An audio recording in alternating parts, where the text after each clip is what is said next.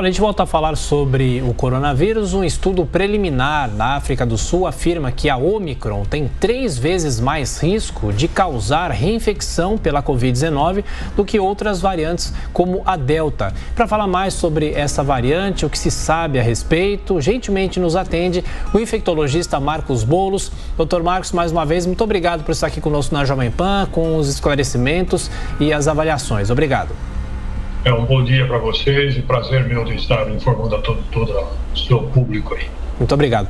Bom, doutor, inclusive a gente já deu aqui essa informação, Rio de Janeiro acabou de cancelar a festa do Réveillon com medo do avanço dessa variante. Mas eu pergunto o seguinte para o senhor, nós temos informações, ou pelo menos a Organização Mundial da Saúde diz que por enquanto não há nenhuma notificação específica sobre mortes causadas por essa variante. O que isso pode significar? Muitos infectologistas chegam até a falar que a sequência de uma pandemia como essa é de repente virar uma gripe um pouco mais simples, apesar da grande transmissibilidade. É mais ou menos para isso que a gente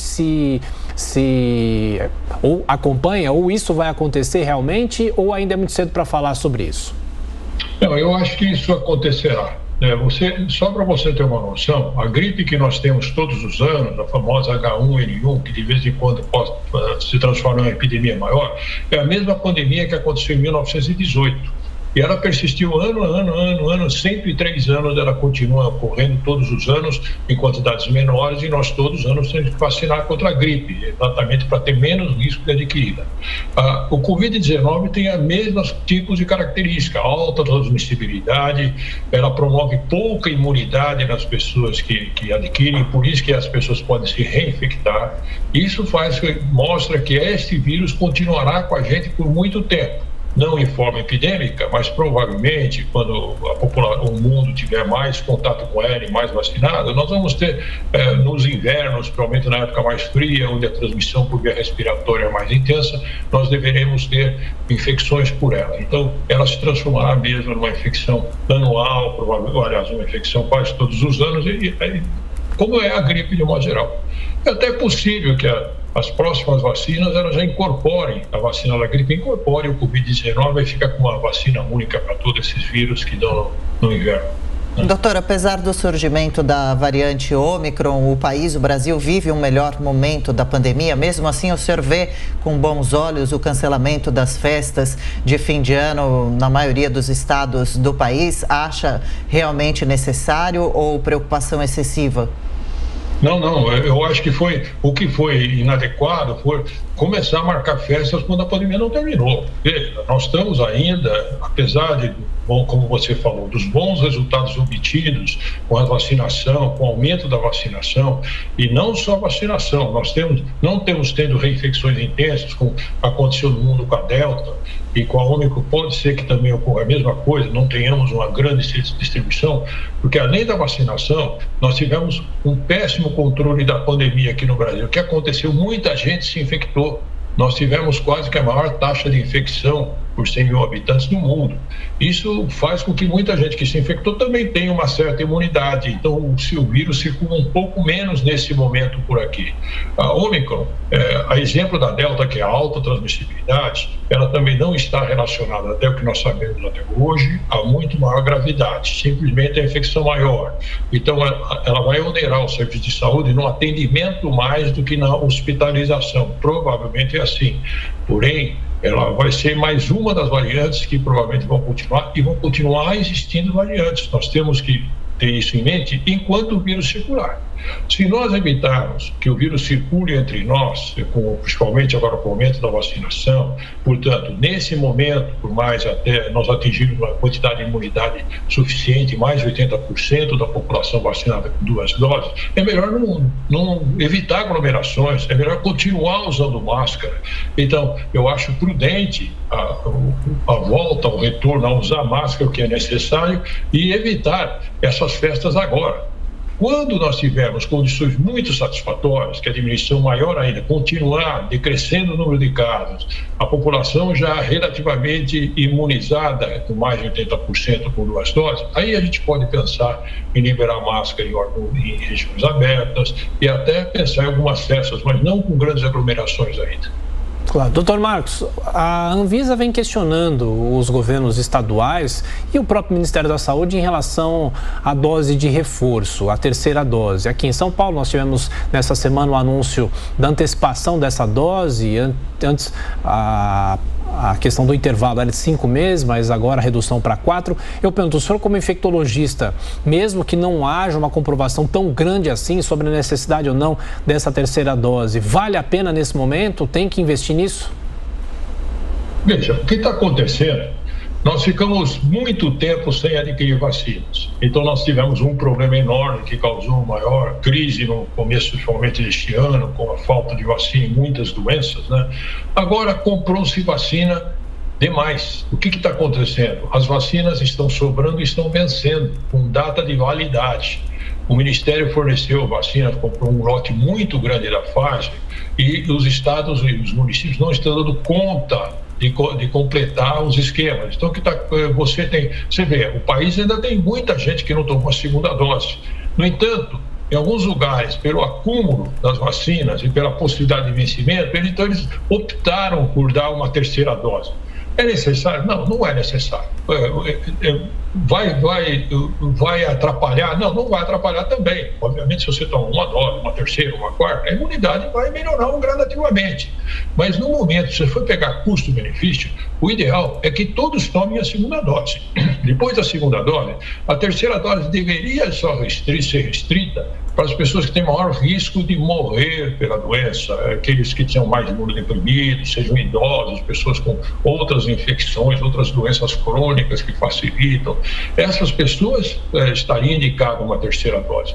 Terceira dose para todo mundo, eu acho desnecessário, porque a epidemia, provavelmente, quando todos tiverem 2 doses, nós vamos estar em situação muito favorável.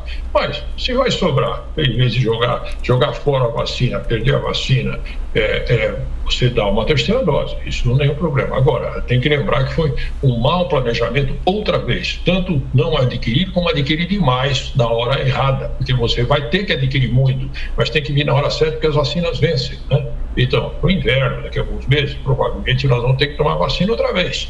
Porém, se você adquirir agora, não vai chegar lá. Então, ou seja, o planejamento foi errado, inadequado no Ministério da Saúde. E, doutor Boulos, quais são os principais fatores que fazem tantos outros países pelo mundo estarem vivendo aquilo que chamam já de a quarta onda da pandemia, com hospitais lotados, até mesmo já implementando o tão penoso sistema de lockdown? Nós aqui no Brasil necessariamente devemos viver essa quarta onda, ou podemos escapar dela? E, para finalizar, o brasileiro que tem viagens marcadas para este fim de ano, para esses próximos dias, meses, para o exterior, deve tentar ver a situação do país, possivelmente até mesmo cancelar a sua viagem? Bem, vamos começar então. Quando a gente fala o que está acontecendo especificamente na tentativa de você, com a necessidade de você ter maior restrição, é fundamental que nós tenhamos essa restrição. Nós devemos evitar ou seja, as mesmas coisas de sempre. Nós provavelmente não precisamos enfrentar uma onda como aconteceu na Europa e acontece às vezes nos Estados Unidos, até pelos fatores que eu disse. Hoje nós temos uma quantidade de vacina grande e tivemos muita gente com infecção. Então, o número de pessoas que estão sujeitos a ter com maior chance, aqueles que não têm vacina ou que não tiveram doença, já é menor. Por outro lado, os europeus, eles como bons capitalistas, como os americanos, o que eles fazem? Eles também querem estimular a volta à normalidade. E eles fizeram isso muito precocemente. O que acontece? Por isso que eles têm onda atrás de onda. Você vê que não aconteceu isso com parte dos asiáticos, na Nova Zelândia, na Coreia, e na Nova Zelândia, que é na Oceania, Coreia, Singapura, mesmo a China. O que aconteceu? Eles fizeram, fecharam tudo, não deixaram acontecer, e depois eles fazem o que a gente chama de rastreamento epidemiológico. Eles esperam, se aparecer alguém, eles cercam, não deixam as pessoas entrarem em contato.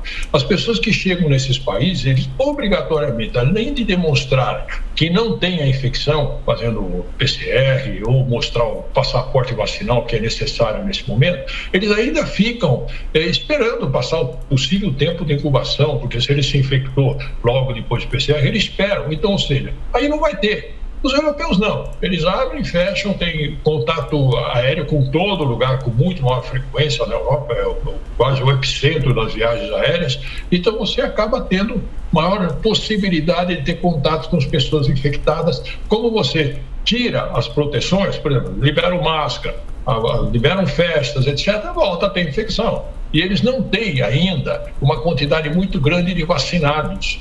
O Brasil já tem mais do que eles. Por quê? Primeiro, por causa também existe um movimento muito grande antivacinal.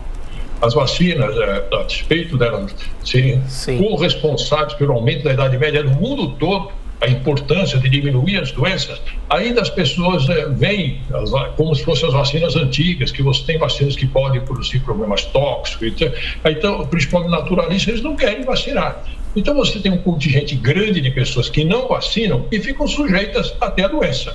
Então, na Europa acontece muito isso. Então, eles fecham, abrem, por isso que a gente fala, não deve repetir esse modelo. Por isso que a gente fala, não abram precocemente, não permitam liberar máscara precocemente para você evitar isso. Isso é com relação, nós não precisamos ter, como nós não tivemos na Delta, pode ser que nós não tenhamos na Omicron também o problema que está acontecendo na Europa de modo geral. Perfeito. Dr. Marcos Boulos, infectologista, mais uma vez. Muito obrigado pela atenção, pela gentileza com os ouvintes, telespectadores da Jovem Pan. Um bom fim de semana. Até a próxima. Obrigado para vocês também e a todos os telespectadores e ouvintes.